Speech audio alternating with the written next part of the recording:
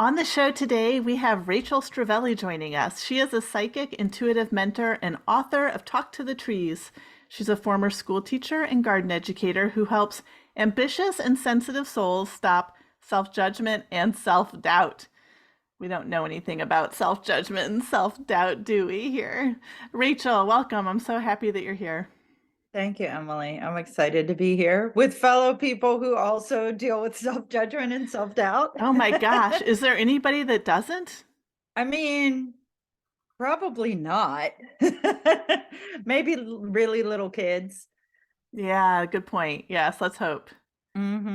Yeah. So when I hear about that you're a psychic, I'm really curious, like what version of a psychic are you? I hear words like intuitive, psychic, channeler. Can you help clarify Mm-hmm. maybe how they're different and what you Yes. feel talented with? Yes, I can. And I will also say some of these are my own definitions. So people can take what you like and then go listen to other people if you're also intrigued, because there might be nuances. Mhm. And in a way, how I see it, so for a while I was calling myself an intuitive, mostly because I didn't want to call myself a psychic, because I was sensitive to negative connotations that people have about psychics. And eventually I was talking to one friend and she said, I don't even know what an intuitive is, but I know what a psychic is. Mm. And so I thought, you know what, I'm just gonna roll with the fact that there's a negative connotation, but oh well, some people won't like it. And I can, I'm not going to self-judge, even if they're going to judge. And so let me break down the difference between those two, what I see as the difference. So some people use them interchangeably, and I think that's fine. I sense the nuance of an intuitive may not connect with departed spirits, departed loved ones per se. They might, but you're much more likely to assume that a psychic can do that. Mm. And especially if they attach psychic medium, then they're claiming that they can do that. And an intuitive, we all have intuition. Every single human being alive, I'm sure animals have it too, we all have sensing abilities. And from a young age, we're taught about the five senses, but there are more senses than that. And some of us are more sensitive than others to certain types of senses. And so any person could increase your intuitive abilities, just like you could increase your muscle mass or your vocabulary.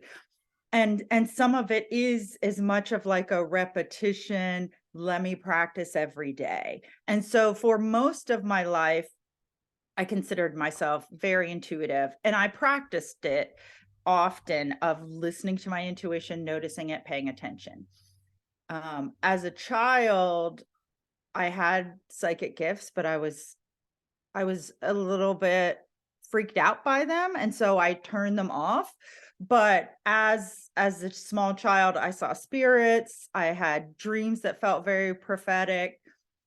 I didn't have any human loved ones, but who had passed, but we had some pets that had passed, and I would communicate with them sometimes.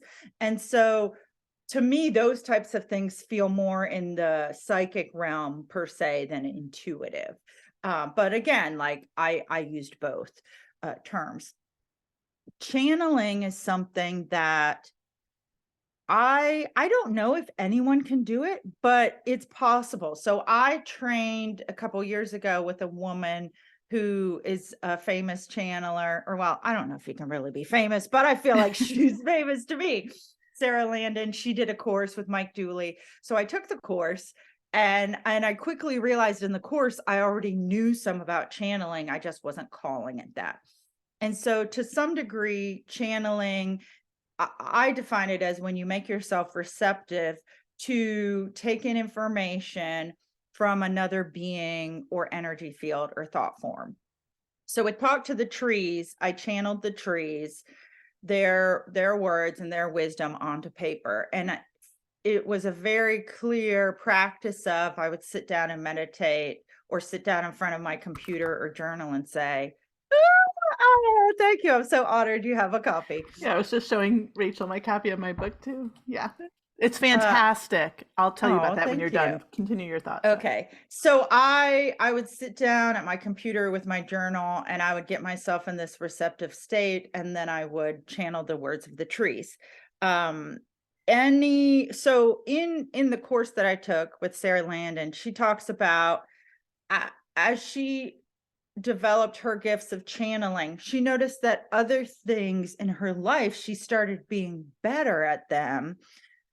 Probably because she just came to this state of receptivity and openness and I can do things type of attitude. So in the class she talked about all of a sudden she was taking tennis lessons as an adult and her instructor was saying, "Oh, you could have been really good at this."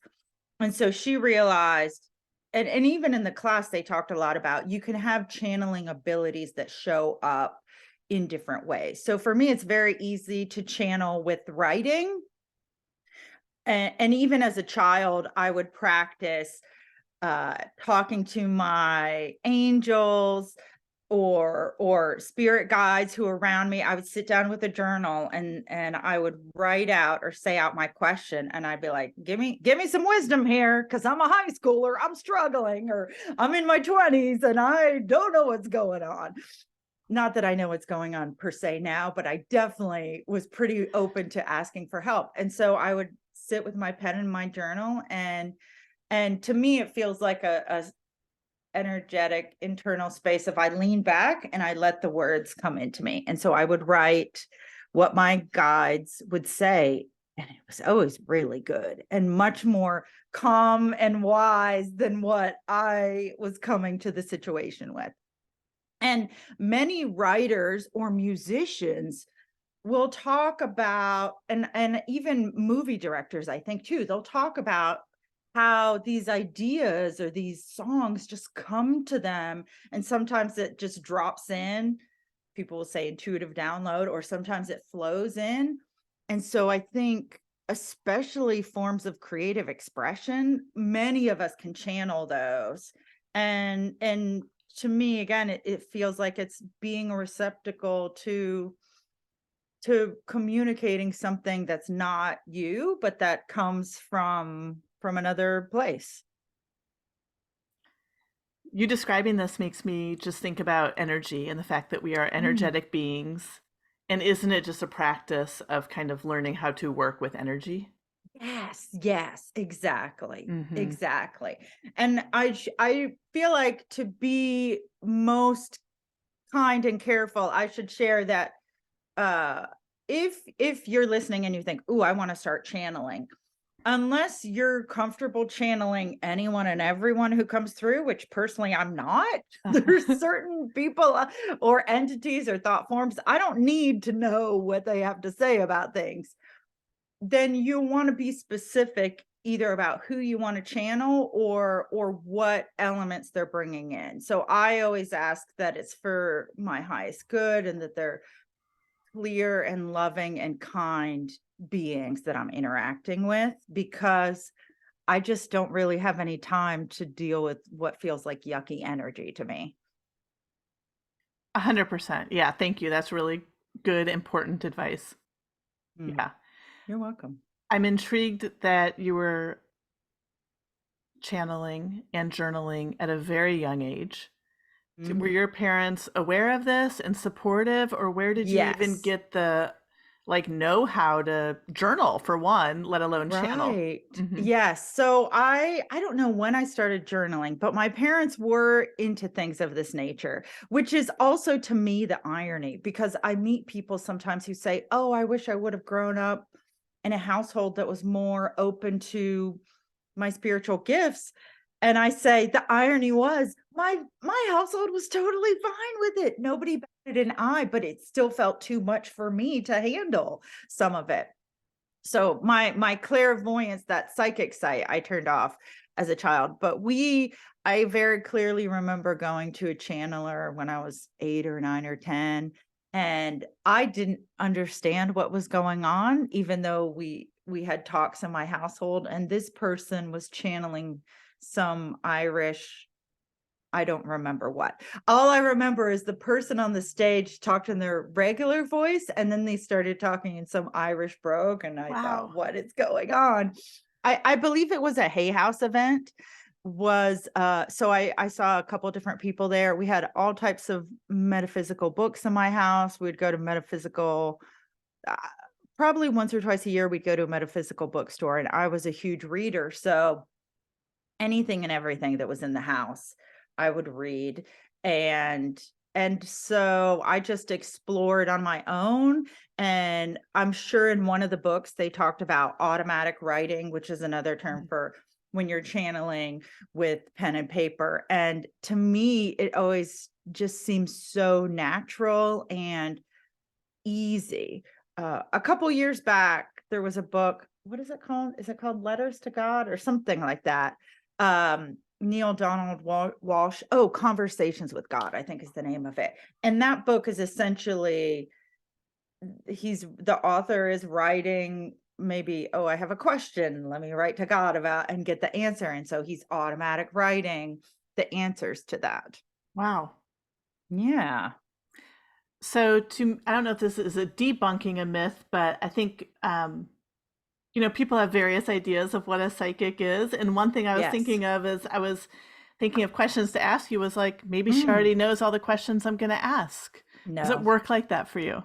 No, and it's so funny because I tell when someone has a private session with me, I always tell them at the beginning, make sure you ask me what you want to know, because my role that I take is I'm communicating with that person's soul, as in a lot of people will talk about we have ego and then like your soul or your inner truth or inner wisdom, however you want to think of it.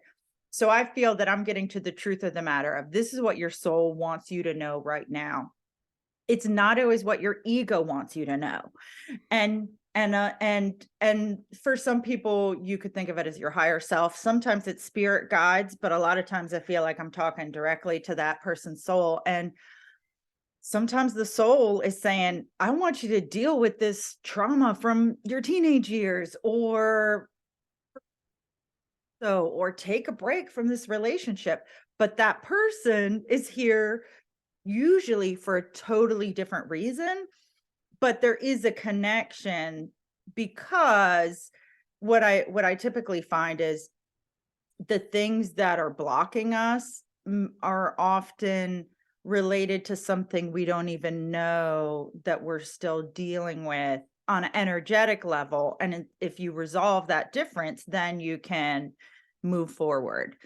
And I don't know why, but I'm getting video game analogies now, which I don't really play video games anymore. Either. But but I know in a video game, sometimes to move up to the next level, you have to go get, I'll just use Mario Brothers. You have to go get a mushroom, or you have to conquer a certain creature to move to the next level. I think it's very similar with us. Sometimes you have to heal that wounded part of you to move to the next level, because the wounded part of you, it doesn't want to move on. It's still traumatized 20 years later from that event and wants tender love and care and attention. And when it feels healed and more whole, then what I see that happens is it's like it frees up all this energy. And maybe that's why I'm thinking of Mario Brothers too, because sometimes I just remember there will be like a power surge or whatever, and all of a sudden Mario's flashing and bigger and better. And that's the type of thing when you can heal a wounded part of you, or release a grudge that you are holding, or really honor that inner voice that's been asking you to do something that feels out of the box, like take a break from your relationship, or have a difficult conversation, or set a boundary. We might not consciously think, oh, I really need to set boundaries, that's why I'm going to go talk to Rachel. Or the reason I'm not making more money or getting the job I want is because I'm not setting boundaries. But they're all connected. Yeah, this reminds me of a reel I think that I saw that you posted a Mm, few days ago where you were saying mm, maybe like if you're I don't want to put words in your mouth, so please sure. adjust anything I'm saying. But as I recall, what you were saying on your walk was like, if you're stuck in moving forward, you might feel like you're lazy or like you can't move forward. But really, it could be a trauma response or a memorized pattern from Yes. childhood, from early Right. adulthood that you're not even aware of anymore that becomes a limiting factor, right? Mm-hmm. So is Right. this, if somebody is struggling and were to hire you as a psychic, these are kind of the pieces that you can see and put together for them? Yes. Yes. And it's funny because I totally thought when I started fully leaning into the psychic work that it would just be like coaching with a little bit of extra magical sprinkles on top. Because I've been coaching before and I love business, I love strategy. And yet what consistently I find is that it's almost there's a little bit of coaching, but it's more of this other, the magical sprinkles part.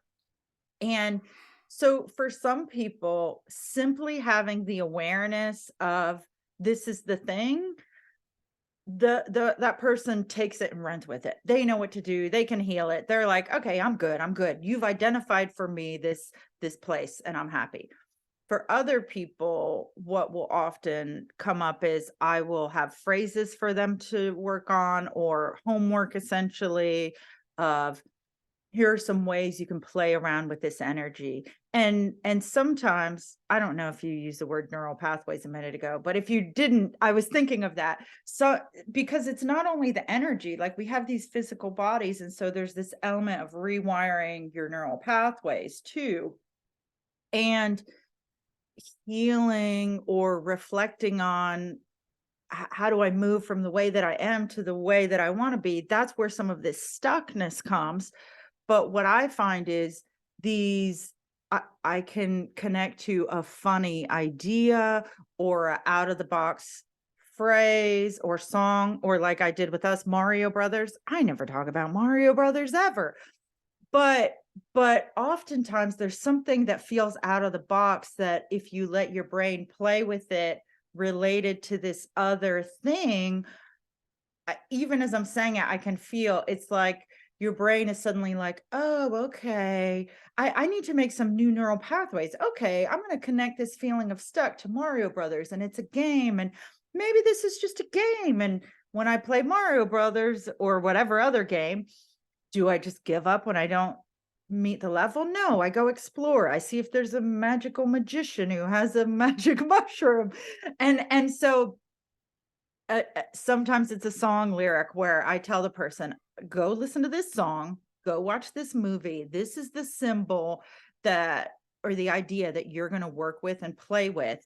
And it's going to let you not fixate on the thing so much that either you want to fix or that you want to have, but it's going to help you look at this other thing. And what I'm imagining is happening is like your brain is making all these new connections now, and it eases the pressure of, oh, I'm stuck and I got to fix this and I don't know how to fix this, even though she told me how to fix it, but now that's a whole trauma thing. What am I going to do? It's like, just think about Mario Brothers, just watch this movie, listen to this. One time it was a Tom Petty song, and sometimes it's about cooking things in the kitchen. It's a whole range of whatever will help that person to expand and start loosening up that stagnant energy. I love the way that you're describing a lot of growth and transformation right here in such a Mhm. lighthearted, playful way.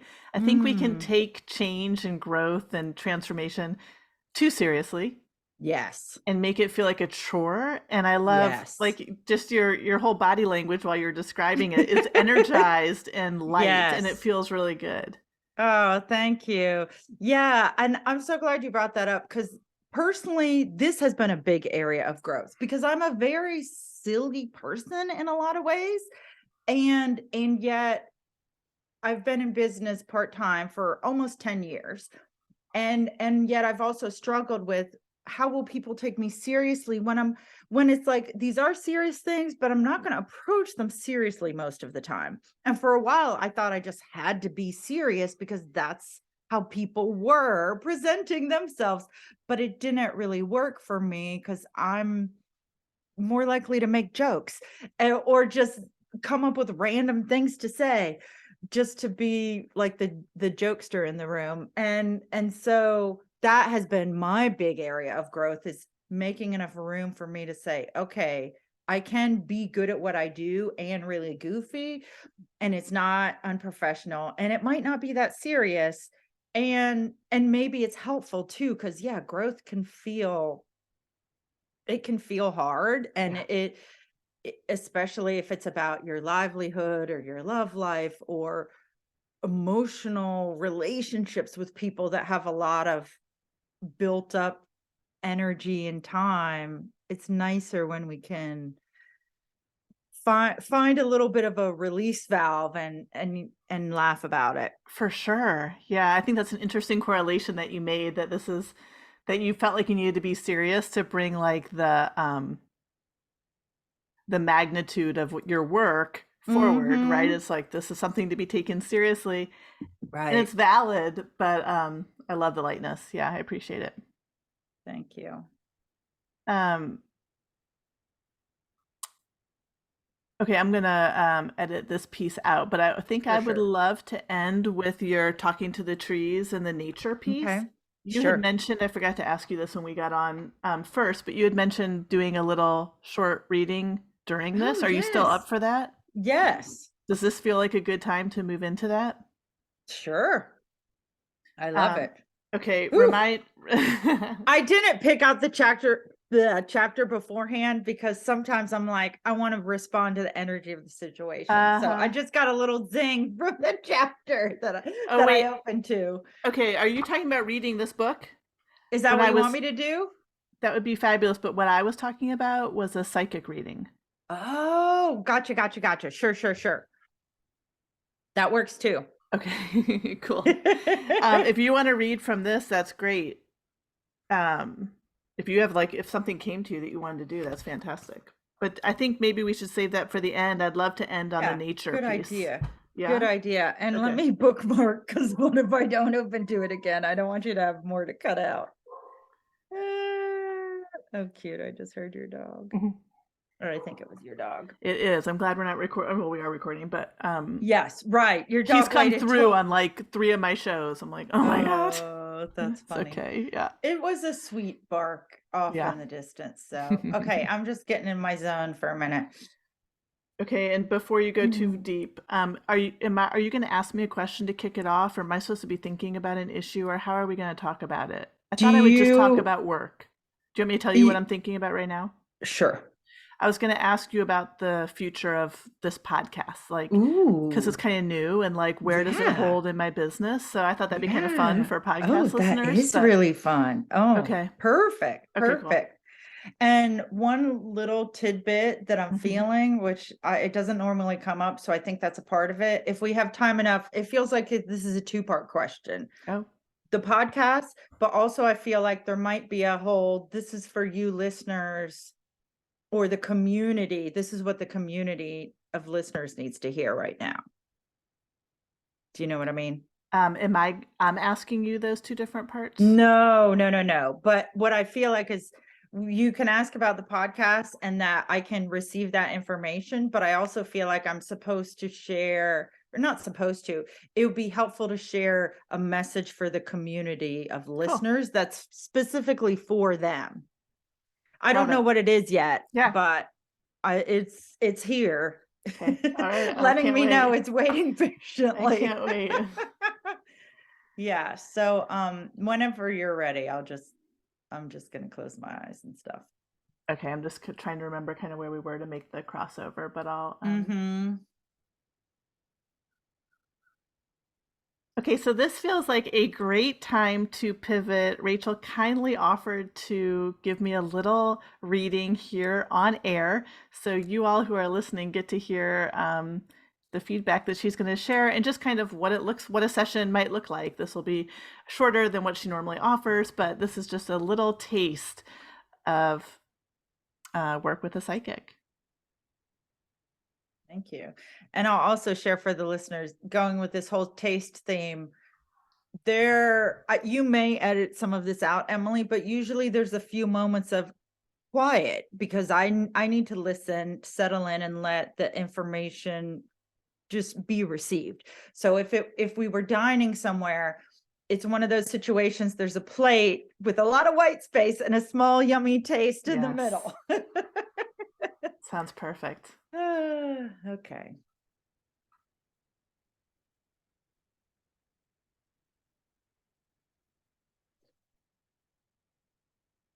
Hmm. And so I'm just going to share for the listeners who can't see right now, but in session with me, and again, I'm a little bit whimsical and humorous. So for some reason, the way energy comes into my body, I sometimes like shake or have a shiver. And sometimes I forget to warn people. But it's one of those things that to me, it kind of makes me laugh because it's an odd thing perhaps to see somebody shake for no reason. And you can't hear that happening, but I'm just sharing that. And I think, okay, it feels like I'm going to first start with talking directly to your community and then answering your questions, because one of the reasons I'm talking about this shaking is I'll first share a little story and then see what else comes through as the highlighting message for your audience, for all of you listeners. That when I first started doing this work more intentionally, I would have a lot of people will get goosebumps, or something happens in your body if somebody says something really powerful and it really affects you. And if you haven't had that before, just start noticing over the next week or so. If I hear something powerful or say something powerful or see something powerful, how does my body change? So for me, I would get chills and goosebumps all over my whole body. And then I would also sometimes have this shiver of a shake. And I felt uncomfortable with it because I thought, what kind of person shakes uncontrollably for a moment or two? That's just not normal, and people are going to think I'm weird. But and one person I know said, "Oh, that'll stop eventually. That probably won't still happen as you're going on doing readings." And the more I go along, the more it's like, no, it didn't go away, but I just lovingly let it be there, let it be a part of this process. And sometimes for me, it's also the demarcation of, okay, this is when I'm transitioning into where I'm receiving energy and information from my body. Therefore, now this is when I know, okay, this is the good stuff that I can share. So for all of you listening right now, I gave you that option to experiment and start noticing in your life when your body tells you these truth moments. And some of dealing with self-judgment and self-doubt too is also noticing these are the ways in which perhaps you don't show up or act in the way that other people perceive of as normal or acceptable, or when I do this thing, people don't know how to react. If there was a teen or a tween or whoever, they might be like, awkward. But that's part of loving yourself and releasing self doubt and self-judgment. When you can love those parts of you that feel awkward, that feel weird, it frees up so much of your mental energy and mental space, because you're not trying to train yourself like you would train a dog. Oh, don't shake. That's weird. Don't say that thing when so and so's around. When you just let yourself be who you are and accept it, you have more energy for the things that you love. You have more energy if there's an area of growth that you want to do. You have more energy for the joys and pleasures of your life too. Hmm. Hmm. Okay. I feel like there's one other part I'm going to say for the community, and then I'll talk about the podcast as a whole. Hmm.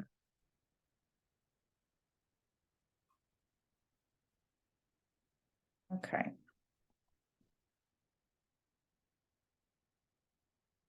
So the fun part of a psychic reading with me is that you don't always know what the symbol means, or I don't always know. But again, this is we're giving new input for your brain, for your energy field, so you can make new neural pathways, so you can make new connections, so you can see what does this symbolism have for me. So something that I'm seeing right now that's for this community is stakes being put in the ground to demarcate an area. And they feel like stakes with chicken wire, like you might put around a garden or something. And I get the sense of it may be that those of you listening, you're gathering together, even if you don't know who the other listeners are. In the future, you likely will, but energetically, it's my best guess with these stakes in the garden is it's like you're saying this is a place that's special to us. We put up, this is our stake in the ground of what we believe in, and we put up a fence so that other negativity or influences or whatever, they can't just come and trample over us. Like this is a barrier beyond which those others may not cross. So and you may also want to look at how, this is how it's going to transition into where the podcast is going. I think you may also want to look at, does each episode, what from each episode that you choose to listen to, how does it help you to figure out what this fence is, what your stake in the ground is? Because the other thing that I see is the fence isn't a whole fence that goes around an area. It resembles a half circle. And so there's also this building process, it feels, that's occurring. So that, as I said, every time you listen to an episode, you might think, okay, this is my stake in the ground based on what I heard, or this is what I received. This is how I might connect to this with my boundaries. And even as I'm saying this, I'm sure there are some of you who are like, no, Rachel, the stakes in the ground actually mean this. And I respect your interpretation because I don't know all of you. So I'm just bridging you. This is how I work with symbols. You take it and work with it however it works with you. They can have multiple interpretations because you have a unique experience from your perspective. Okay.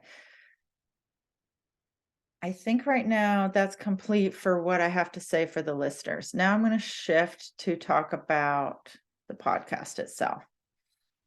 And is there anything, Emily, that you want to say? I know the name is You to What, but what is the whole name? Can you give me the whole name with if there's a subtitle and anything else that you want to say about it? I would love to. Yeah. So Excellent. I had asked Rachel if she would let me know like what the future holds for this podcast called You to What? And it's based on the word eudaimonia, which means wellness for your highest good or one's individual own flourishing. Wonderful.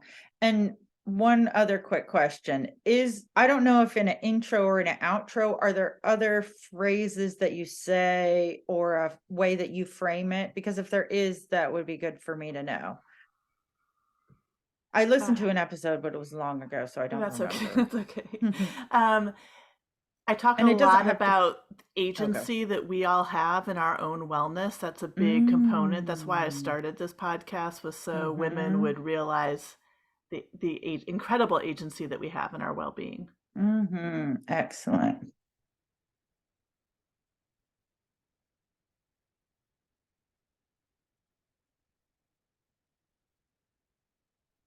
When I made that sound, I was just having a shiver shake. For those of you who don't know, and who knows, Emily may edit that out, and that's fine.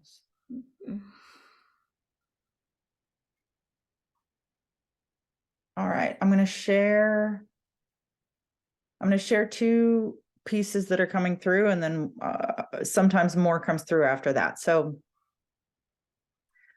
first, I have the sense that this podcast for some people is the accompaniment and the flashlight as they go down into what feels like a a downward hike down to, they don't know where it is. It feels dark. It feels a steep-ish decline, and not necessarily dangerous, but there's that measured quality that you have when you're walking. Let's say you're walking down a hill that goes to an ocean below, but the cliffs above it where you begin are quite high compared to the ocean. So you need to be careful about your footing, and you're taking it slowly. So that's one element that's coming through of this, that it's a little bit like a flashlight, but a little bit a pocket guide or map that you're taking with you as you slowly begin this descent to, I'll just use the ocean, because even though I can't see the ocean, it feels that it's something like a beautiful, vast Pacific Ocean on the other side of this downward hike. And this podcast being that supportive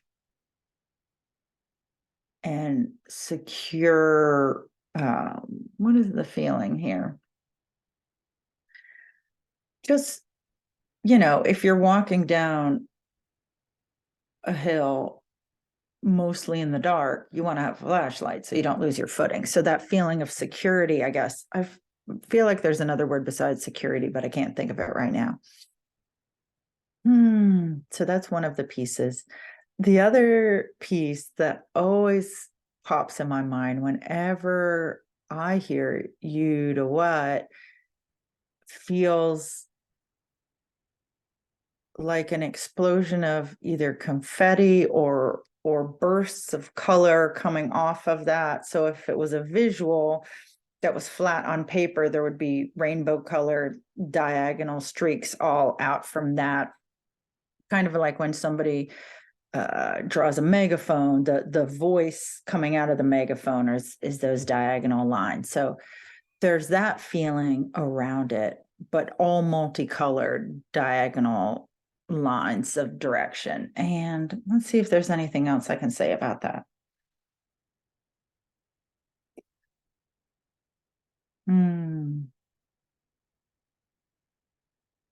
And I don't know if you feel this way, Emily, but sometimes when you're doing an action that is in the early stages, people can have this feeling of shouting into the void, or that you don't even know if anybody's listening. And I know I've heard in the online world people talking about that feeling of when you start something new and it feels like there's a lot of noise out there, and is anyone even hearing you? But the sense I get about this is that even if it feels that way, there are those who are hearing it, and the sound is carrying. And it's, to go back to this hiking in dimly lit circumstances, then I get this sense of there's an echo hitting against a mountain or something that then comes to someone. And so even if they don't directly hear you talking, the echo of it is affecting people too. And it's echoing all around. Okay, let me see if there's anything else about this.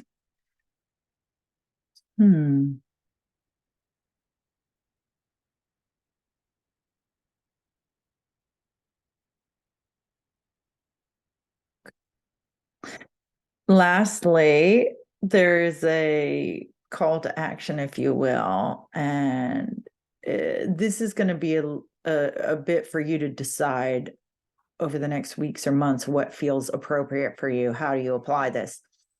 But I'm getting this direction and invitation for you to step up either the frequency or the engagement. So one of the things that they're giving me with this is, perhaps, you may not want to have more podcasts coming out. That may not be the part that works for you, but you may look at, what is the way that I can increase the engagement? What is the way I can ask more people to share this? What is the way I can, wherever I go, whether you're going out to brunch or you're going to a local store to get an outfit, or you're emailing a friend, that each one of these people, even if you meet them in passing, knows about this, and you have shared it with them and invited them to share it with someone else. Let's see if there's anything else about that.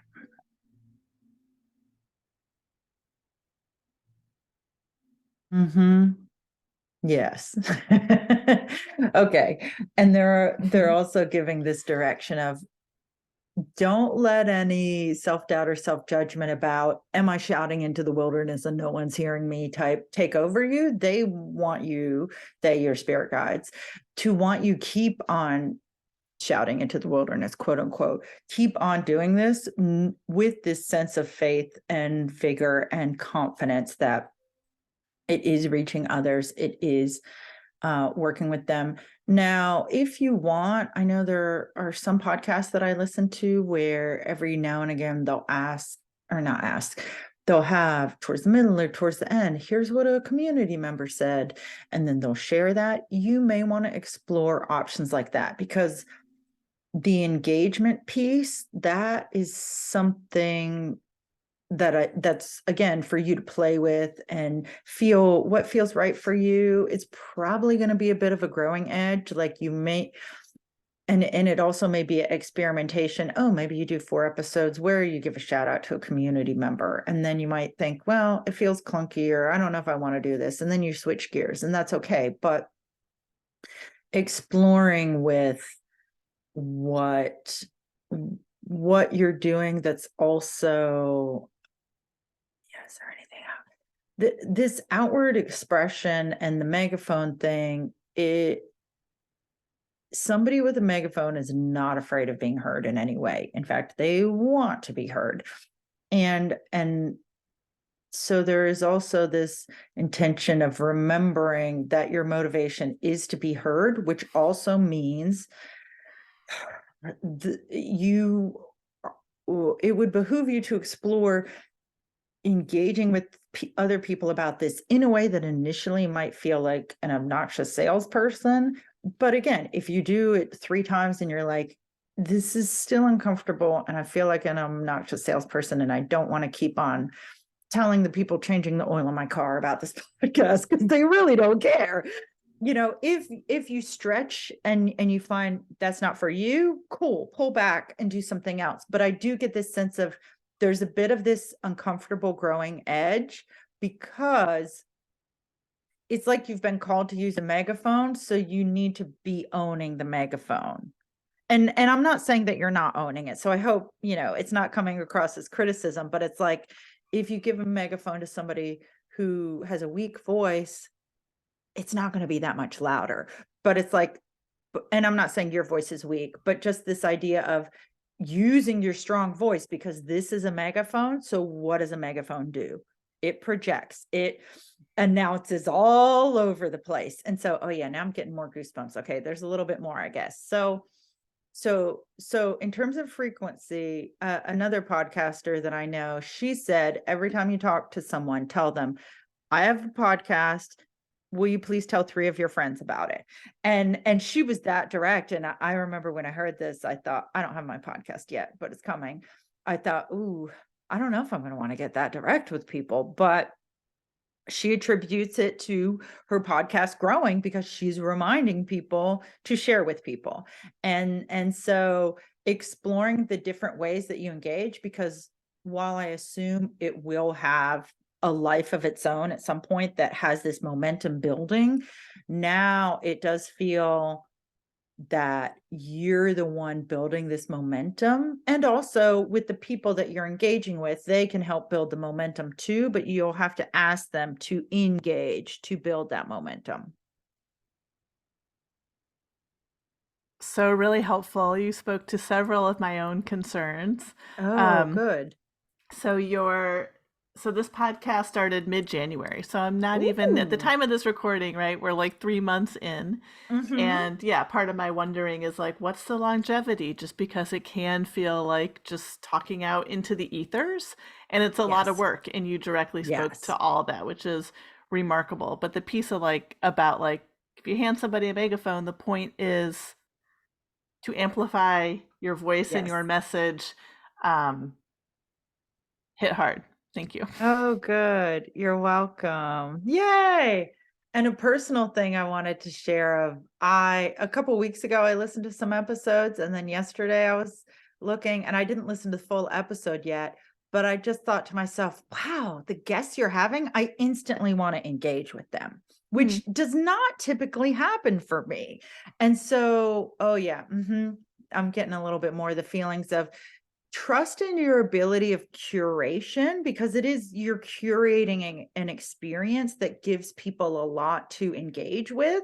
And I don't know if it's almost like a variety show of, here's this variety that I'm curating for you to help find your agency, but I do want you to know that I listen to a lot of podcasts, I see a lot, and very rarely, as soon as I see an episode, do I think, oh, I should check that person out, that's an interesting person. I love hearing that. Thank you so much. You're I think it's welcome. one of the best compliments is when the guests that I've featured will like reach out and say thank you. Some of your listeners have reached out, to contact me Oh, for services, and it's like that's yes. fantastic. As people taking Mhm. control of their agency, which is the whole point. Yes. Yeah, Right, yeah. right.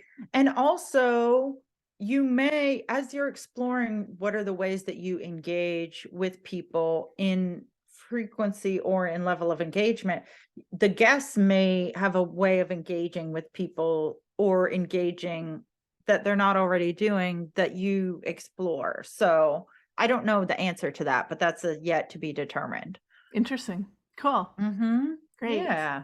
Okay, so today's not my last episode. No.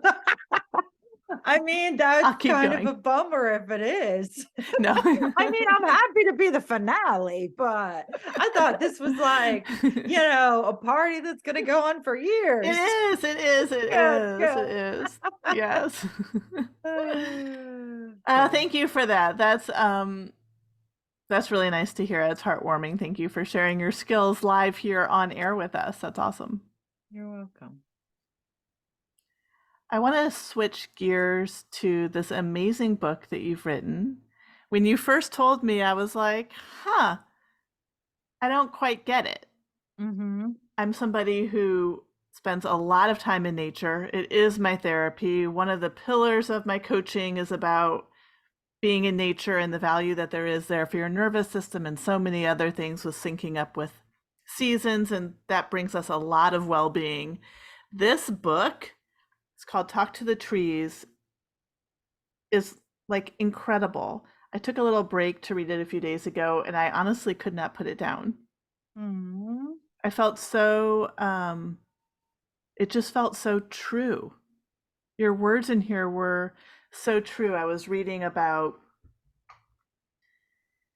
okay, so maybe I'll let you say a little bit about it. I think that the main thing I want to say is that I love how you say that the trees have messages of support, grounding, and calm peace to share with you. And I guess I really got that in reading about the hollows of the tree and where that comes from and how much we can learn in life about. So you said in that one you were talking about how no tree gets to adulthood unscathed. There's always going to be a broken branch, a hollow in its trunk, a mark. It's grown and evolved around hardship, right? Yes, Something has yes. happened and it's Right. continued to flourish Mhm. and create new opportunity within Right. that. And that was just like such a brilliant real world example of what life is like, and to Mm. see it mimicked in nature is Mhm. so reaffirming. I mean, I spent like every day of COVID in nature because it was the Mm. only thing that felt true and real, Mhm. and it was a constant, right? Like the river kept Right. flowing, the trees kept Yes. doing their thing, and it was just very grounding for me. All that is a big lead in to say I love this book. I would Oh, love for you thank to you. share the pieces that you feel inclined to share here. Yes, yes. Well, and thank you for sharing. And I love how, so one, I'm going to share another growth area for me very briefly of, I recently got coached on the fact that some of the things of this book or ideas that I have, sometimes when I first tell people about them, people look at me kind of like, huh. I don't really get it. And then that makes me uncomfortable and I back paddle. And what my coach and I, when I was working with her, we realized that for me, there's a level of it's that I need to learn to sit with the discomfort of people not knowing how to respond to things at first. And so this, I've just shared with everybody here today all my growing edges. So I feel like y'all have a lot more insight into my personal journey than most everyone, but that's okay. Thanks for being real with us. I appreciate Yeah. it. I'm like, I didn't know I was going to say that. So, so you sharing that experience as well, it just confirms this aspect of I don't really, I'm not sure if I can tie it all in a nice, eloquent bow of an idea, except to say that I think for the listeners, if you come across this book and you think, I don't know if I really get it, that's okay. Because a lot of things, the first time we're exposed to this kind of an idea, you might not really get it. And yet, I mean, when my kids were really little, I read in one of the books, and maybe the doctor told me, kids have to try a food 7 to 10 times before they know if they like it. And maybe that's true for adults too. I don't know. I feel that there's not a ton of new foods that I haven't tried. There might be new combinations, but I haven't traveled out of the country in a while, so I haven't been exposed to a lot of new foods. So this idea of you have to try things a few times. Me talking about you with the podcast, you might have to try pitching it in a way that feels uncomfortable 5 times before you know, am I willing to keep on seeing if this becomes comfortable? And so there, in writing this book, one of the initial things that almost kept me from putting it out there was I thought, I don't know if I can handle the discomfort of how people are going to react or if people don't get it. And then ultimately, I just kept on thinking, nature has been such a therapy for me, a grounding force, where I find security and wisdom when I don't feel like I can find it anywhere else. And when I have the biggest heartbreaks, I go to nature. That's what I do. And I've done it since I was a child, but especially in the last number of years, I really return to it a lot. And so I think there's multi layers of how it helps us. I think energetically, it helps us, it helps our nervous system. And it also is just nice to be around creatures, beings that aren't bombarding us with their needs. I have 2 kids and any one of us, if you work with other people are asking you for things, are expecting things. If you have any family or partner, whoever, there's always this interplay. And sometimes it's nice and really beautiful, but also it can be really nice to engage in another way. And so some of my life, or a lot of my life, I've known that nature has a wisdom and an insight that is something that I can immediately look at and connect to and learn from, because it has a timelessness to it as well.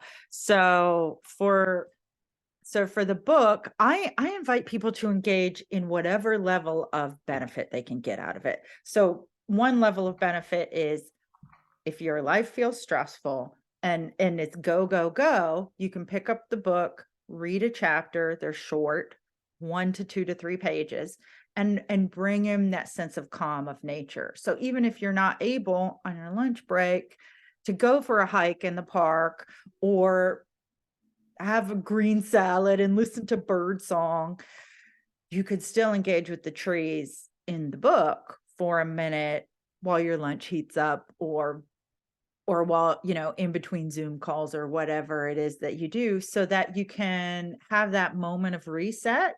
And then each chapter ends with, if you want to take it further, here's ways you can practice these ideas. And I also think the trees, in my experience, they don't have judgment about themselves. They don't have this self-doubt. They just do their thing. And it's a lot like, there's that expression, you're the average of the 5 people you're around. well, what if one of those people is a tree? They're their own kind of people. So it's, if tree is one of the 5 people and you're around that tree who's always thinking, I'm me, I'm a maple tree, I'm confident, I'm doing my maple tree thing, it starts to evoke your own confidence because you're learning just some of it by osmosis or resonance, or however you want to define it. Some of it's intellectual, some of it's probably emotional and spiritual. You're around this being that is just who they are, and so it gives you more ability and permission to be more of who you are. And that's one of the other things that I really love about them. And even though my name is on the book, like I said, I put it out there, I contained it, but the words were the tree's words coming through me. And I was so delighted to learn some of the things that I didn't know, and and hear how I have a science background as well. So it's like a lot of this, to my knowledge, also fits with the science, and it can also be philosophical too. So I feel that people can engage with it in what way they choose, and I highly recommend it. I highly recommend it. I'm really glad that you're confident saying that. I understand like that initial like, oh, people aren't responding the way I thought they would, because it is a little Uh-huh. like, huh. But it makes so much sense as soon as you start reading. And I appreciate what you said about if you can't actually get outdoors, you can Mhm. have that connection to nature through a book. And that's a rare thing. So thank you for Mhm. that. Yeah. Yeah, you're welcome. Yeah. Anything else you want me to say about it? Do you want me to read from it? Well, I I feel like I want to respect your time. It's 11 o'clock Yes. now. Do you want I to? Yeah, I would love to hear you read. But I think that for the purposes of this, we'll wrap up. Sound Okay, good? sounds great. Okay. Yes. Is there anything else that you want to say to people? I don't think so. And when I was doing the reading for you and your community in the pot, I'm not the shortest concise psychic. So it's I like I might felt slice like it that was up. going on, but also it I'm was grateful helpful, for I it. think. Yeah, totally. Yeah. Yeah, it's awesome. Yeah. Okay. Um, okay, Rachel, I want to respect your time and ask you the question that I ask all my guests, which is, what is your morning routine like? Is it something that Ooh. do you have a morning routine? And if so, what is it? Mhm. I do, although it does vary. Sure. And I wouldn't say that it's ideal right now because I have 2 small children, and in my dream scenario, I get up before them and have my morning routine. But in Look, reality, if I get up before them, they suddenly start getting up when I get up, and then I think, everyone's up early. and I think most of our listeners are like, uh-huh, Oh, exactly. yeah. So, like, Okay, just tell us, good. what does it look like in messy Okay. life? Yeah. Yes, yes. What does it look like? And so my morning routine typically happens a little bit later in the morning when the kids are off to school. And I so I eat breakfast and drink water. To me, those aren't that exciting. I mean, it varies, but I mostly vegetarian, and I love nuts, and I drink coffee, and sometimes it's mushroom coffee and sometimes it's straight up regular coffee. But what I find that gives me some of the most joy in my morning routine that has been consistent is I listen to music while I'm getting ready. And it's music that if I was going out in the evening or the afternoon, I would dance to. So I really love to, and there are some this week my husband came and worked from home one morning, so I'm in the bathroom blasting Lizzo and all this other stuff, and his where he works is one room over, and I'm thinking, oh, this is not probably, he does not wake up like this. But for me, it energizes me as I'm washing my face, putting on sunscreen. I always wear sunscreen, and it starts the day feeling really, really good. Sometimes my morning routine also includes journaling about gratitude and journaling about things I want to manifest. There's always a meditation. I do that first thing in the morning. And sometimes my kids sit with me and meditate, and sometimes they don't because they're not up yet. But yeah, meditation and music, those are my 2 even in all the messiness, those are my two go-tos. I love that. Again, bringing something really fun and lighthearted to something Yes. that people can take really seriously. Like, I got to get my morning routine down, right? Right. I love that you're having fun with it. It's awesome. Yeah. Oh, thank you. Rachel, I will link to all your like Instagram and TikTok and all in the show notes, but why don't you give voice to what you're excited to, where you're excited to send people? Yes, yes. So I'm definitely happy to connect with people on Instagram or TikTok. I have a YouTube channel, so you can connect with me there. I email my newsletter, or I email all the people on my list 1 to 2 times a week.